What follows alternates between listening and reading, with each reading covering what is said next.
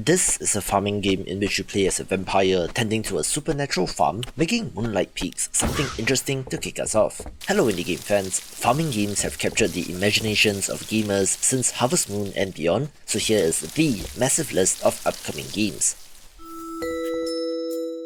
The simple but pleasant looking Dragon Acres has, you guessed it, the ability to collect and raise dragons as the gimmick in this farming title. It seems like a natural evolution of the genre, adding in monster taming or pet raising elements, and while Re-Legend perhaps didn't quite hit the mark, there's still quite a number of games hoping to do so, which you will see as well later on in this video.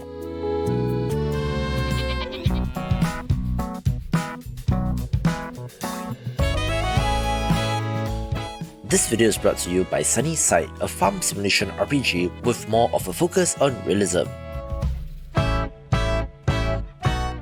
It is set in the Japanese countryside, which, as you might be able to tell from the variety of popular Japanese farm life YouTube channels, can be quite the relaxing or healing experience.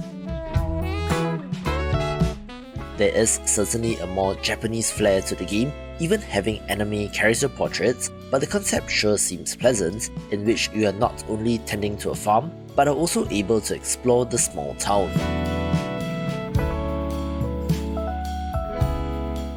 One of the reasons why I love this genre is that it allows some reprieve from busy modern day life, so if you're like me, be sure to wishlist the game.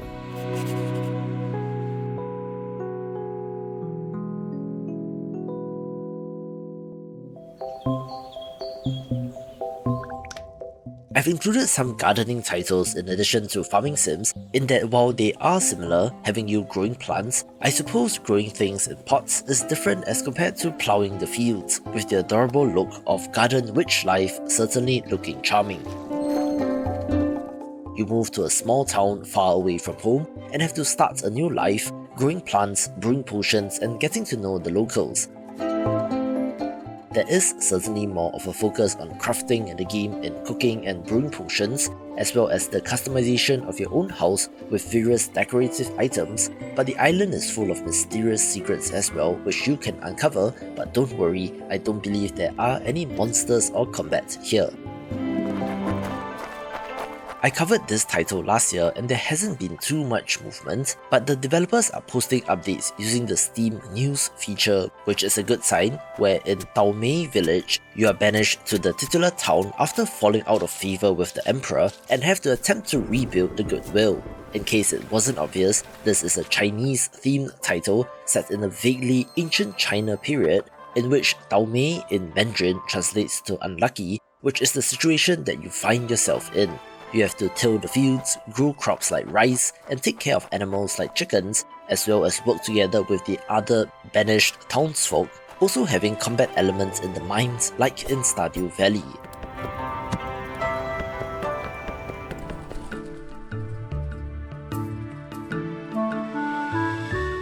Here's a long in development title that has shown progress since we last took a look, in which there is a little bit of a dark premise in Everafter Falls, since it takes place after you die, but then reawaken to realize that your past life was in a simulation, now being in a whimsical city filled with anthropomorphic animals and looks super cozy.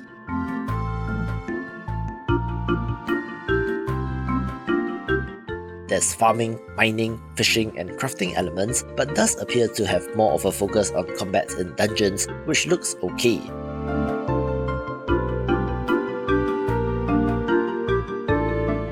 There's also a pet system in the creature that will follow you around, as well as a card-chomping progression system in which these cards are consumed to power up. There are also villagers to get to know, and an extensive museum seen in this trailer, looking to be shaping up quite nicely.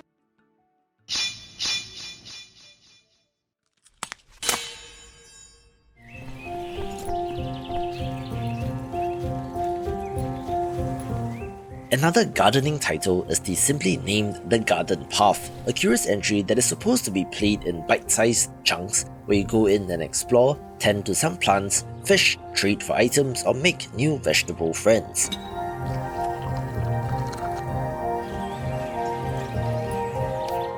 I'm honestly not too big a fan of the art style since it looks a little dull but is fairly unique as well. If you want more action in your farming games, how about Honeymancer, one in which you play as a bear witch who is both a beekeeper as well as the wielder of honey magic.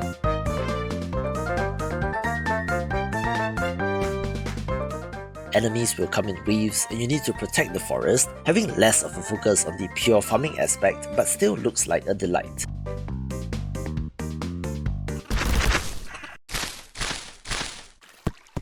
If you love gardening, do I have a game for you in Horticular, a base building title of sorts in which you are tending to a long lost garden with the help of friendly gnomes. The isometric perspective is neat, reminiscent of those tycoon games from ages past, but the interesting part is that entire ecosystems will form around the plants that you grow and the animals that you attract. However, it is not all cozy vibes since the main threat comes in the form of corruption that you will need to fight against. This, combined with full simulation elements like a day-night cycle and weather, will give you plenty to think about, with the developers having a good Steam Mix Festival in October, so it should be out soon.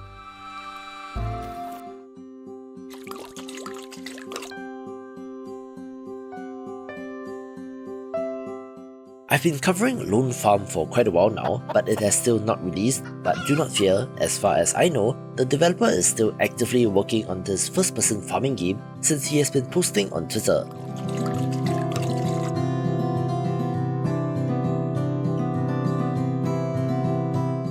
Set on an island in the South Pacific, you are tending to your own farm and then loading the produce onto and hopping into your old van to sell it, being one part farming sim and one part driving game, which looks neat. This has been in development for about 4 years now, so maybe 2024 will be the year.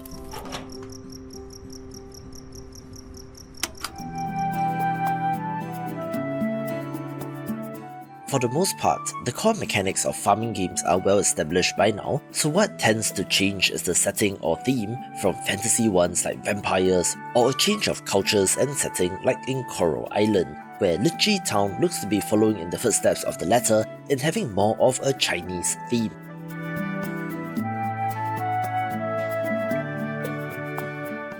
It has the elements that you have come to know and love, where based on the store page description, what is a little bit different is the focus on cooking authentic Chinese food, so I don't know if that is enough of a hook to get people interested, but Coral Island did well, so this stands a chance.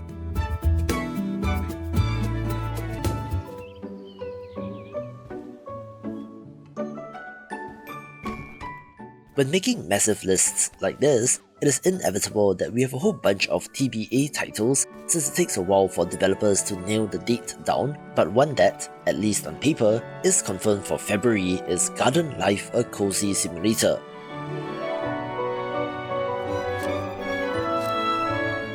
From the self-explanatory title, you know what to expect, a first-person gardening title that looks chill, in which you're tending to an overgrown garden plot and turning it into a beautiful communal garden. It sure looks to have some of the same hooks as popular first-person sims like House Flipper and is of interest.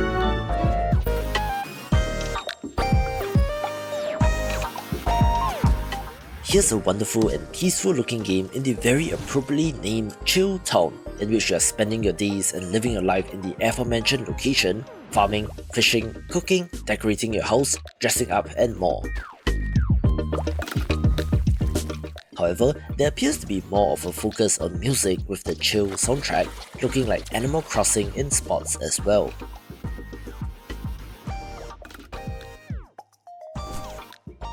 There are fantasy elements here, with some interesting looking plants and creatures, along with a good old doggy or cat as a pet, and the developers also talk about having idle elements as you sit on a bench, for example, and just let the game run in the background with the soothing music, and looks pretty chill. Here's a game which has undergone a drastic visual transformation since we last saw it, since A New Leaf Memories had a successful Kickstarter campaign but has changed so much in the new footage that it is virtually unrecognizable, where the supposed main character that they use and is still featured on their key art is not even in the trailer anymore, despite still being featured in GIFs on the store page, so certainly head on over to have a look for yourself. This looks to be a fairly standard farming sim, but having a behind-the-back camera where it is about chopping trees, growing crops, tending to animals, mining and more, where progress is progress and should be out in Q1 2024, although it seems like this issue of completely revamping a game is especially prevalent with publisher Critter Cove.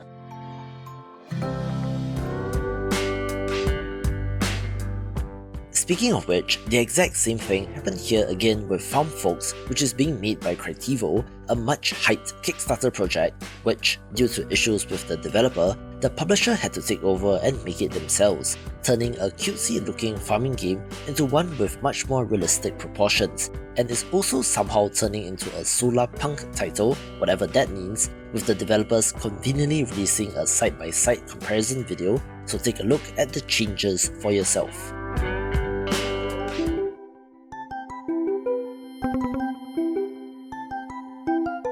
An interesting looking title is OddFauna, Secret of the Terrabeast, a game in which you're crafting and foraging your way through a whimsical land with the help of some cute and cuddly creatures.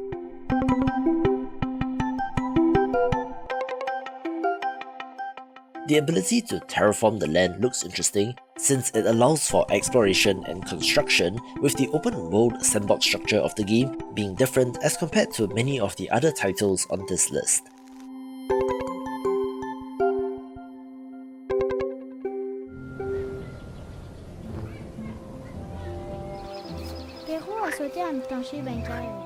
Here's another Kickstarter success story in Sally, a farming life sim title set on board a flying ship, after which the game is named after, in which you play as a young child on board with two caring grandmothers.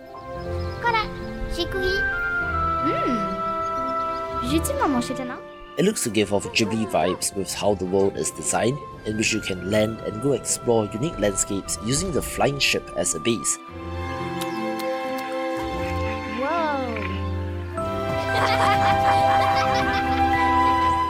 The ship itself also has plenty of room for exploration, cooking and even farming on it, looking like a light-hearted title, but with the larger story of having to find a new faraway land to call home, which must mean that there were some push factors that kicked off the premise of the game in the first place.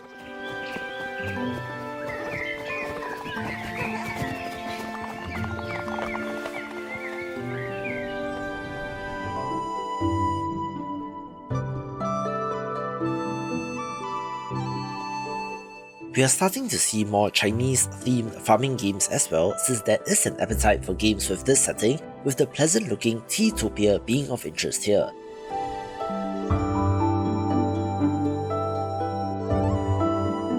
It has a wonderful hand-drawn look, switching between an isometric camera in town to the more common top-down view on the farm, where the title is a little misleading since you're not limited to just growing tea.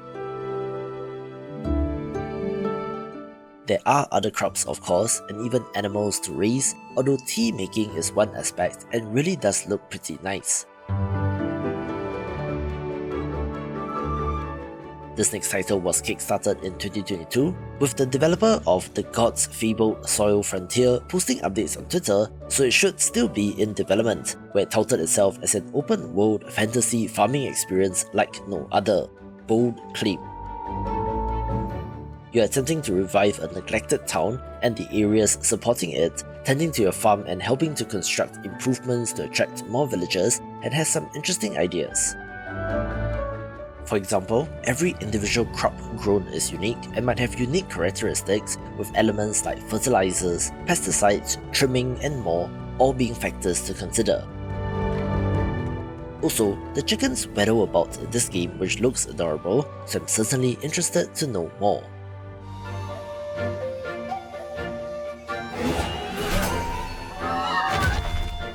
An awesome looking Japanese inspired farming game is Tales of Seikyu. pardon my pronunciation if that's wrong, a game that does have more fantasy elements with the presence of legendary creatures, in which you are managing an old inn entrusted to you by a god and have to live up to its expectations.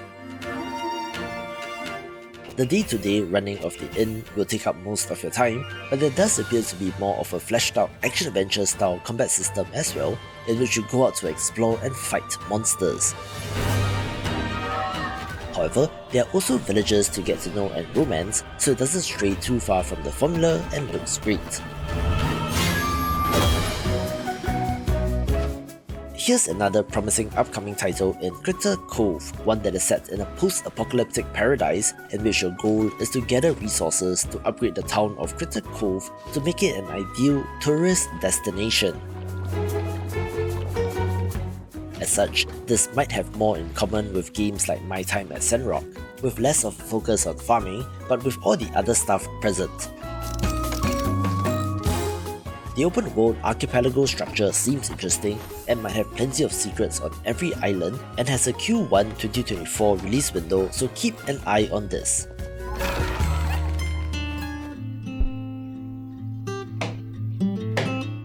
This next title has also long been in development following a Kickstarter campaign, but it looks like 2024 will be the year of release for The Ranchers, a modern-day farming title in which it is possible to build a massive farm, and is an impressive construction and town aspect as well. You're able to build up your own house wall by wall, even creating multi-level housing, with the same, I'm assuming, applying to the barn, greenhouses and so on. Then there's the whole driving aspect, in which you need to drive a vehicle to get into town, to befriend and to get to know the locals, looking kind of crazy and impressive in scope, with the end of the trailer even showing fantasy elements like fighting monsters in dungeons, which was a wild left turn given how the trailer was going.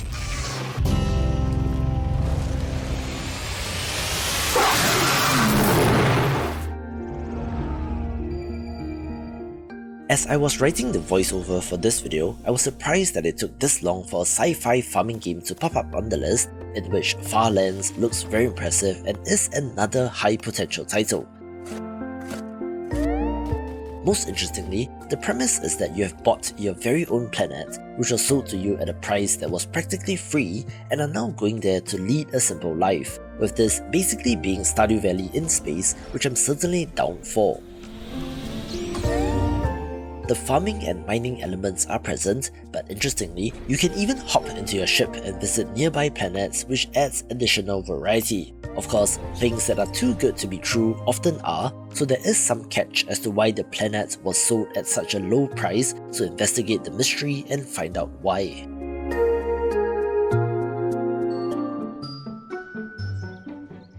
Pixel art farming game. If you know me, of course you know that this is my jam, where Pixelshire looks like a well-made one of these with all the expected elements.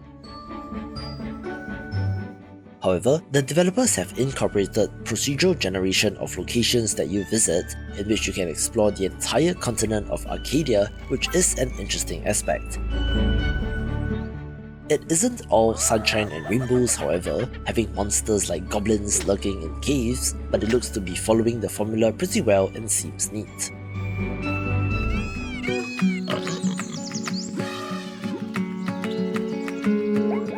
I covered the controversial Super Zoo story when talking about upcoming pixel art indie games of 2024, since it got rightfully dragged for looking a little too much like Stardew Valley, but the developer has been showing off screenshots on Twitter, which shows the tweaks in the pixel art. However, for the most part, it is Stardew Valley, but you're running a zoo with some great looking animals, so I'm giving them the benefit of the doubt for now, although perhaps not coincidentally, this is a Critivo published game as well.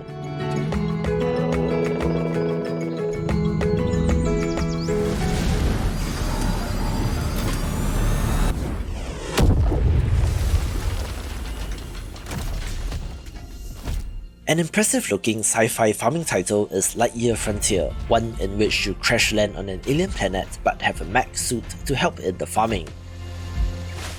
Yes, that means chopping trees, constructing buildings, vacuuming up resources and watering the crops in your mech in first person, which looks kind of awesome, with the added distinction that you're farming alien crops, so it's different as well. There is co-op support for up to 4 players, as well as alien mysteries to uncover, although I don't believe there's any combat, and just showed up at the Wholesome Snack presentation last week with a release window of March 2024. And while you explored, you uncovered a mystery. I'm sure we can get to the bottom of this.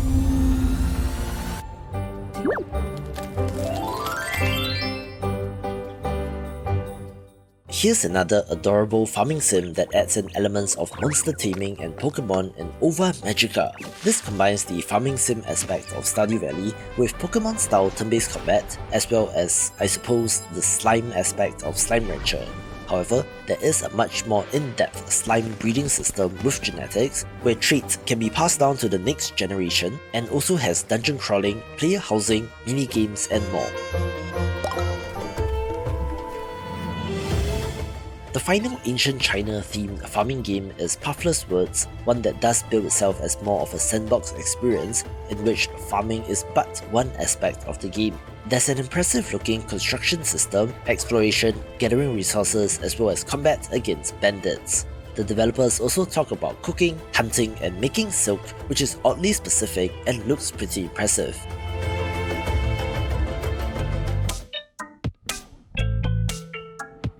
This next title had a stupidly successful Kickstarter campaign which raised 34 times its target to the tune of $2.5 million, so I suppose it might already be considered a success without even selling a single copy, in which Puff Pals Island Skies is an adorable farming life sim title set on floating islands.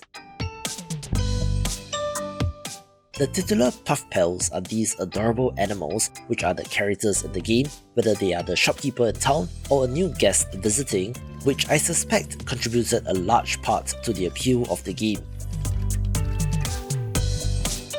This title simply vomits rainbows everywhere in how adorable everything is, even to the extent of sometimes getting a living vegetable when you harvest, which then becomes a new pal. The developer has been releasing updates on Kickstarter, where this apparently is in an alpha stage, so it looks like it's coming along quite nicely.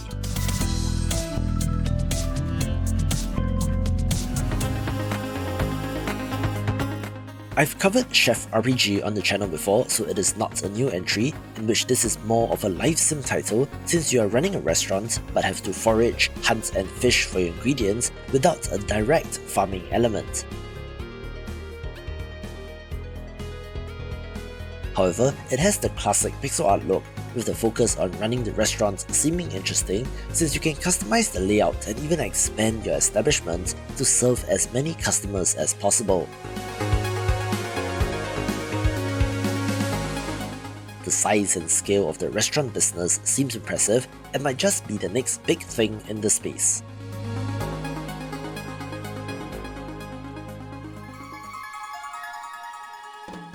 I don't usually advise developers to create animated intros for their trailer, instead telling them to focus on gameplay, but I have to say, the anime opening shot for Fields of Mystria did get my attention, and then it reveals itself to be a pixel art title, so that's even better for me. Similar to Stardew Valley, this appears to be quite the nostalgic farming sim with all the expected elements, but has magic as well. For example, you could summon rain to water the crops, although I'm sure that it has to be balanced somehow, with more interesting elements like animal breeding with rare colour variants looking like fun.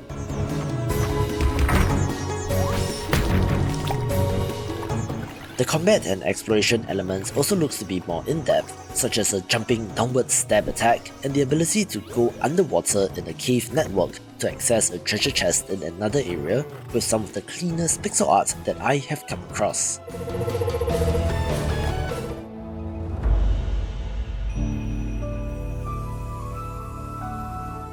This next title was also quite the surprise since it comes to us from Studio Inky Fox, developer of the 3D exploration platformer Omno, and sports a similar visual style, but in Kibu, you play as a red panda monk living in isolation at a temple, tending to the lands surrounding it, or to venture out a little bit further to explore.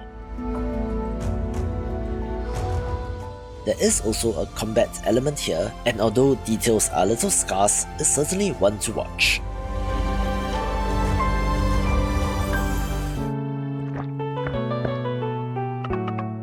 Surprise! This next title is not a game per se, but a DLC, since Eastward Octopia takes place in a parallel universe as compared to the events of the main game, in which you will encounter familiar characters but in a very different context, although no prior knowledge is required. It retains their signature pixel art style, which is absolutely fantastic, in which our two characters have landed in Octopia and have to find a way to revive the town.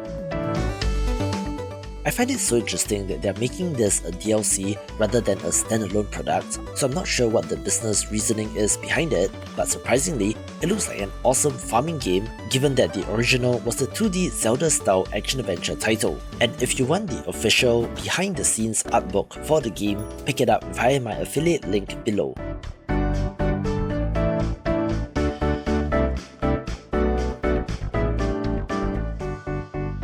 Just a quick one here, since the cozy, witchy farming sim title Witchbrook had captured the imaginations of many ever since it was revealed, but we have not gotten an update in a long time, much less a trailer, but if it is still in development, it's one to watch.